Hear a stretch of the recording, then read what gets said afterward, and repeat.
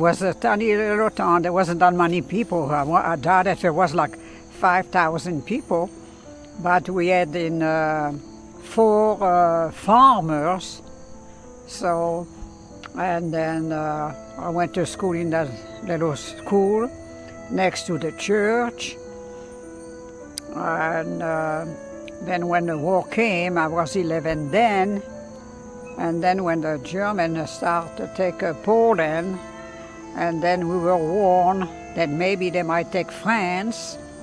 And so they were advancing to all those countries.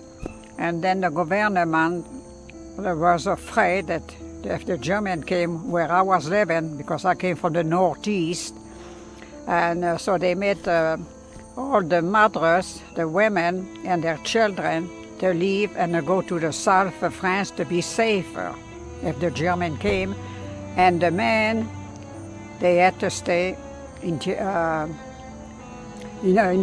that part of France. At that time, my father was working in Longwy in the factory. He was a mason. So all the men, they had to stay to work in the factory to make run the factories. So we went to the south of France, and we didn't take too many things with us. The government said that each person was to take a pillow and put as much clothes as you could. So me, I was 11 years old. I had a pillowcase, and I filled it up with my clothes. My brother had also a pillowcase, filled up with clothes. And then my other 2 siblings, where they were kind of small, so they didn't take a pillowcase with clothes. But my mother, she had a great big bag, and bless her, she was a tiny little thing like me, and she really worked hard, and it was very hard for her with 5 children. But she did the best she could. So anyway, we were lucky because we went down with the passenger train. Now, some of the other people, the families, they didn't want to leave France. So they stayed in France to the last. And finally, when the German came really to France, where we lived, then, all the women had to leave. And when they left on a train for the Calo. And from the stories we heard, because after a while we met some of them in the south of France where we were, and it was terrible in those Calo trains, especially when they had to go to the bathroom. There was no bathroom, so it seems they had put a big barrel, and they had to go in that barrel. And finally, the barrel was so darn full, it overflowed, and they were living like this until they came in the south of France. And a lot of people went in, like in Bordeaux. Our little town was the name of Blaye. It was a nice little town.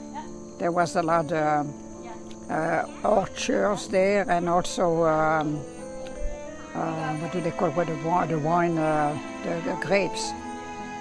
And so I went to school there for a little while because meantime when the war was going on, I didn't go to school much. I really missed a lot of school. And in France it was mandatory that you had to go to school until you were 14 years old.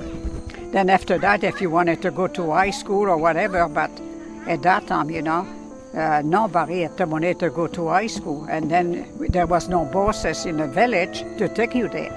And the family then, they didn't have no car neither at that time. My father, when he went to work, he had to use his bicycle. And so anyway, when I finished with the school, when I became 14, well, I was in the south of France, like I said, and then I got a job with, let me see, the grape, what do they call those orchards? Where there is the wine there, the fields of the grapes, what do they call them? Well, anyway, I had a job down there and go on and trim the grapevines. So I did that in the fall. And then I did that in the spring. And then in the fall, I went and picked the grapes. And I ate so many great, but it was so darn good. So we stayed with this family, my brother and I. And there we are. I was 16 and he was 15, and we had to go to work. And we stayed with that family and we slept there. And I always remember the nice food they were cooking in the fireplace. And I can still smell the fried potatoes with the pork. That was really delicious. So we stayed there until the harvest was through, and then we came back to my mother's house. Then I think we stayed there, I don't know, maybe 4 years. And then we came back up the northeast again. At that time I was no more in Kerslet, but I was in Longwy or Ersange. So at Ersange, we rented a place. Then after a while, my father got a better place near the factory. So he was able to go to work walking. So we were living not too far away from the factory. So, but then still the German at that time, they had taken all France. And it was not very nice neither. So we came back while the Germans, they were still there. And I remembered my brother, he was 15 then. And he was working, well, he was not working, he was, what do they call that? He went to a job, and they hire him as a, let me see, let me think what they call that. When you learn a trade, what do you call, well, he wanted to learn the trade of mason, so he went to work for this company. Then some couple of German soldiers came, and they went and talked to the boss, and they wanted this company to build them a furnace. So being my brother was only 15 years old, he went alone, and they were building this furnace. And the German, they were pretty smart. Once in a while, they would bring a loaf of bread. So my brother thought maybe they were going to bake bread. So as I went on, and my brother, they would send him to get the soup to give to the workers. And he saw so many things there. One time he saw this elderly gentleman, and he was working with us, and he was really kind of weak, and he had to push the wheelbarrow, and he fell down. And one of those SS German got him up and gave him a kick in the behind. Well, the poor little guy started to fall again, and then the German kicked him, and he landed in a barbed wire. And he said, "This, we never saw what happened to this guy. More likely he passed away." So I was still working there. And then, like I said, the German would bring us a loaf of bread or two. And then we found out that furnace, it was not for baking the bread. It was for burning the people. But all around that furnace, they really made a nice, like an altar, and people, they go there and visit and leave flowers. I mean, that's really something else to see. And also, I remember one time, a German soldier came at night time in our house. At that time, my father was not very well, and he was doing his job from 2 to 10. And I remember he had said to my mother, "Well, I'm not feeling well, but if I don't feel any better, I might come home early." So he went to work, and he went to work from 10 to 2 in the morning, and then around 11 o'clock, 11 o'clock, my mother, she heard a knock on the door, and she thought maybe it was my father. And that was in the fall, and it gets dark very early. So she went and opened the door, and then there was this German, he couldn't speak French. My mother couldn't speak German, He was mentioning something about on the door, and because at that time too we had to cover all the windows. They didn't want no light showing, because if some light were showing, either some people would go to jail or they would have to pay a fine. So this German soldiers, it was a police guy, and he was mentioning to my mother that he had seen the light because they were patrolling the street. And my mother, I mean, she had closed the window, she had called the shutters, because over there in France, we always close the shutter every night. So, but on top of our living room door, there was a glass window, but then she had put like a cover so that no light was showing outside. Well, he saw a little trace of light, and so right away he asked my mother for identification card, because also there in France we did carry identification card. And my mother was always excited, and she went on the dresser drawer there and to look at the paper, and he grabbed a piece of paper, and she says, no, because that was medical paper of my father's. So finally she got her identification card, and he took her name and everything, and then he said to her, next morning you come to the Feld Gendarmerie. So the next morning she went down to the Feld Gendarmerie, that's a police station, and she had to pay a fine. And there was a lot of people got caught, see. We then there showing no lights at all. So that's why we pretty well stayed in the dark all the time.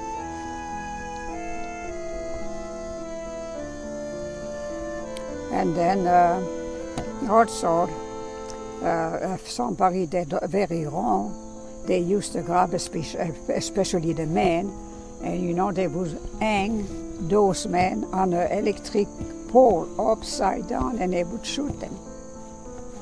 I remember one time there was 4 young guys, and it was right in the country, and there was this old farm, and they had gone over there to see if they could kill some German, because there was a lot of traffic with the German with their motorcycles, and so they went to this old barn upstairs, and they see some German coming up on the road with a motorcycle. I think there was 2 motorcycles, and they had 4 soldiers, because it was motorcycle with a sidecar, so there was always 4 soldiers. Well, those French guys down there, they tried to kill him, and they missed him. So gosh, the German, they came right away up with their motorcycle there, and they were right in the barn, and they couldn't find those guys. But finally they found him in the hayloft. So well, the German lined them up and shoot the 4 of them. But one, they thought he was dead, but he had fainted and he was laying down, quiet. And then afterward, when the German left, he got up and they had shot his 3 bodies, and he was the one that was able to tell the story. Yeah, but the German, they did a lot of atrocity and a lot of killing in France now. In Longwy there was an hotel. This hotel there was just for the big executive of the factory that used to go there. But my father was working there, so all the children, for all the people that was working in the factory, once a month they would give us a free dinner. So we would go to that restaurant to get our free dinner. It was a very nice restaurant. It was not too far away from our house. So then when the German came, well, they took the restaurant over, and then you could go no more have those free meals. So below our house, on the street below, there was a family, and they had twins boys. Well, they were men at that time. So one of the twins, he went to the service, and the other one stayed home because the mother didn't have no husband, so they didn't take the 2 brothers in case something happened to one. So anyway, one stayed home, and one he went to the service, then he got caught by the German. and he was married. He was married, that guy there. The other one was not married. So the one was staying home. He was not living very far from the hotel. And we can see the hotel from our window. So I guess he decided that one day he wanted to go and, kill some German at that hotel.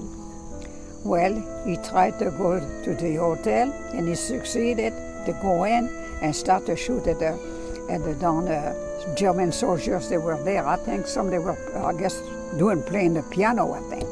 Well, he went in there and, he missed fire.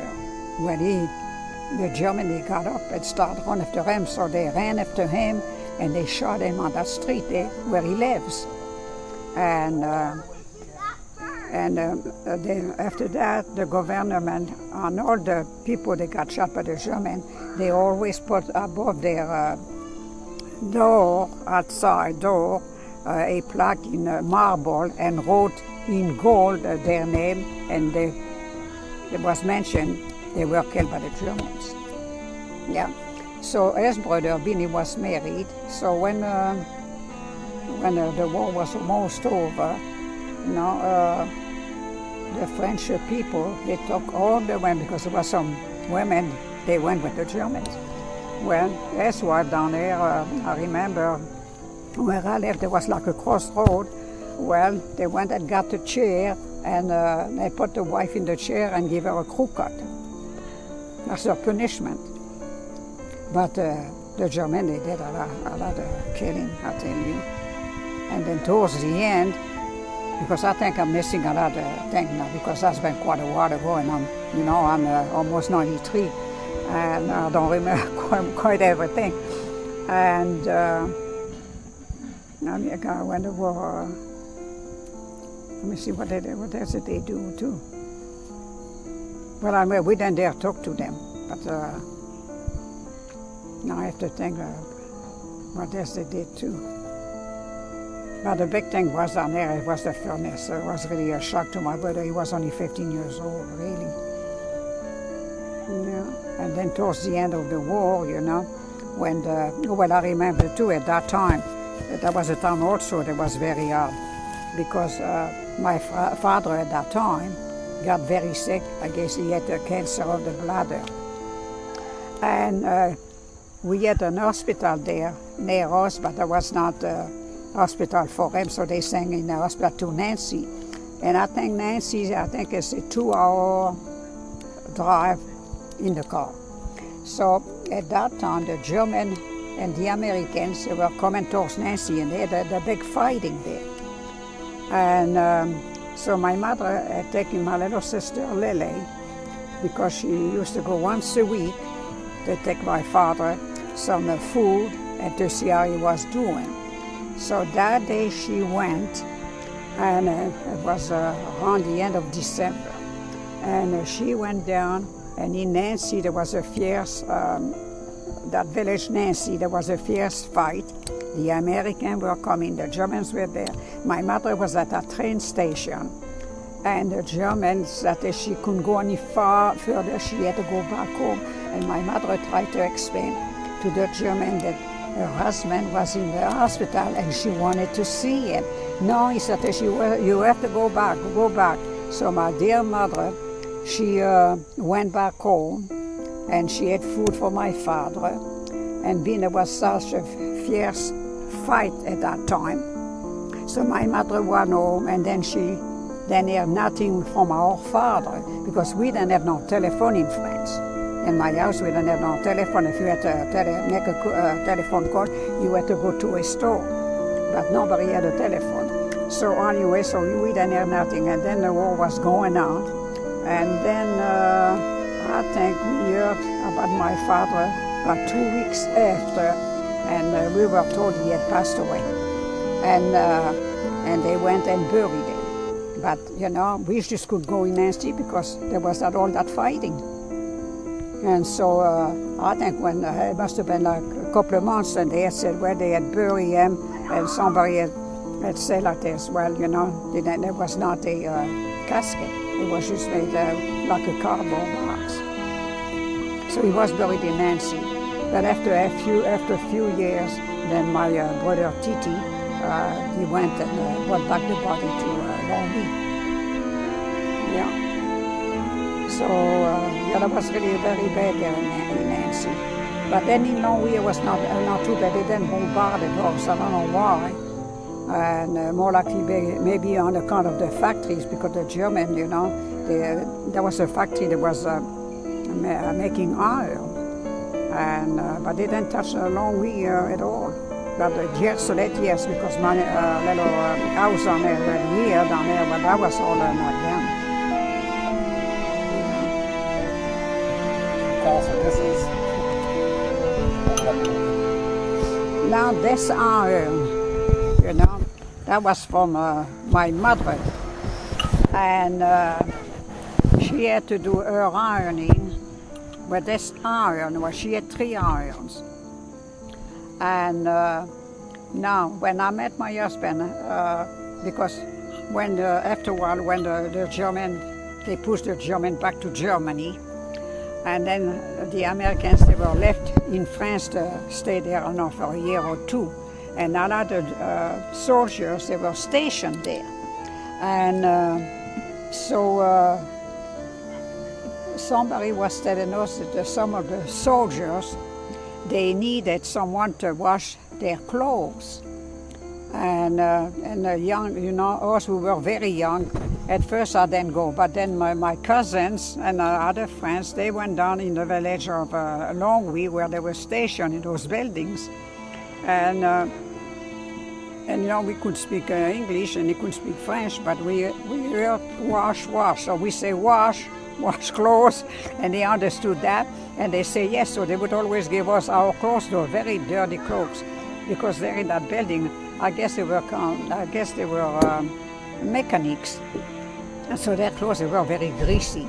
So my brother went down there one time, and because my mother says, well, I mean, just as well, you know, get some, and then she would get a little money, and this way, it was too, at that time, she got a little money from doing the washing, and then if she wanted to go somewhere, she could buy some gasoline, and somebody would drive her the places she needed to go.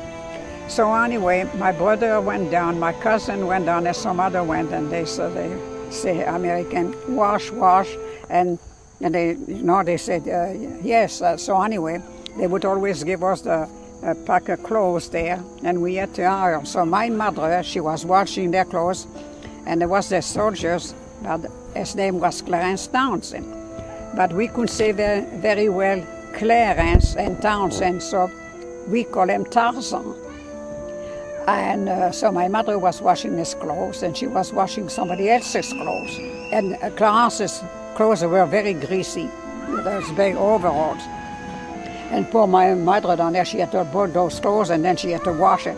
No washing machine, because at that time we didn't have no washing machine, no dryer. So she had to wash them with a brush on the table. But those clothes, they really came out nice and clean. So then I went down, one day I went down and picked the clothes up, and then I gave him his clothes. And then another time again, I brought back some of his clothes and I took them down. Then after a while, you know, we asked him to come to our house. So he did come to our house, and that's the time our love story started. So, but he was very nice, Clarence.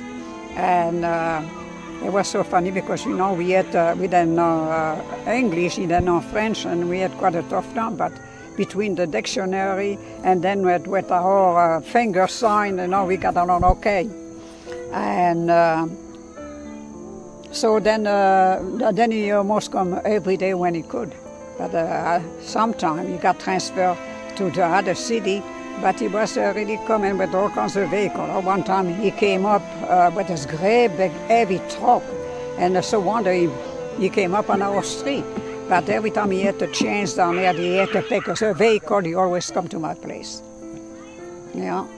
So now he was a very nice guy, and everybody likes him, even the French people like him. And so then we really did get married in April the 23rd, 1946. And so I stayed there, I think maybe in France from April, and then came to the United States in June. And well, when I came to the United States, it was very hard for me, especially the culture, you know, and the food. And of course, at first, I missed my family. But then when I had the boys, you know, then I was busy, and so I wasn't so bad. But I really did miss my family. So in my heart, in the corner of my heart, there is always a place for friends.